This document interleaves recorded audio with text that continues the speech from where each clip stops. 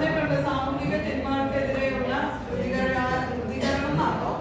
അതിൽ ആശയപരമായിട്ടും രണ്ടാമത്തെ എന്താണ്?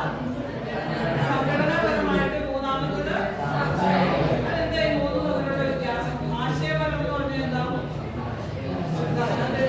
ആശയപരം എന്ന് പറഞ്ഞാൽ എന്താ?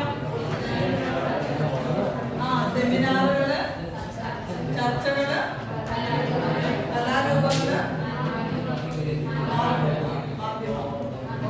നിങ്ങൾക്ക് ഈ പ്രോ ലൈഫ് എന്ന് പറഞ്ഞാൽ എന്നാണെന്ന് അറിയാമോ? അബോർഷന് എതിരായിട്ടുള്ള നമ്മുടെ കന്യാകുമാരി പെരുന്നാൾ നിങ്ങൾ ശ്രദ്ധിച്ചിട്ടുണ്ട്. അവിടെ അവരൊരു കന്യാകുമാരി പെരുന്നാൾ എല്ലാവരും പോകാറില്ല, അവർ ഭയങ്കര ഒരു ഷോ ഇത് വെക്കാറുണ്ട് അവരുടെ അല്ലെ പ്രോ ലൈഫിന്റെ. അവരൊരു പ്രധാനപ്പെട്ട ഒരു ബ്ലോഗ് അവരുടെ ആയിരിക്കും. അപ്പൊ അവരതിനകത്ത് ഒത്തിരി ഇങ്ങനെ അബോർഷന് എതിരായിട്ടുള്ള വീഡിയോസും സ്റ്റാറ്റസും എല്ലാം വെക്കാറുണ്ട്. അപ്പൊ അങ്ങനെ നമ്മുടെ സമൂഹത്തിനെയും മറ്റുള്ളവരെയും അവയർനെസ് അല്ലെങ്കിൽ അവർക്ക് അതിനുള്ള ആ ഒരു ബോധ്യം കൊടുക്കണം. എന്തിനെ കുറിച്ച് കൊടുക്കട്ടെ? ആശയപരം എന്ന് പറഞ്ഞാൽ ഇങ്ങനെയുള്ള സാമൂഹിക തിന്മകൾക്കെതിരായിട്ട് നമുക്കറിയാം മദ്യത്തിനും മയക്കുമരുന്നിനൊക്കെ എതിരായിട്ട് എപ്പോഴും തന്നെ സഭ എപ്പോഴും തന്നെ ഒരു ക്ലാസ് സെമിനാറുകളുടെ ചർച്ചകൾ കുട്ടികളുടെ അടുത്ത് ഞങ്ങളുടെ സ്കൂളുകളിലും എല്ലാം നടത്തുന്നതെന്നാണ് എൻ്റെ വിചാരം അല്ലേ? മദ്യത്തിനും മയക്കുമരുന്നിനൊക്കെ എതിരായിട്ട്.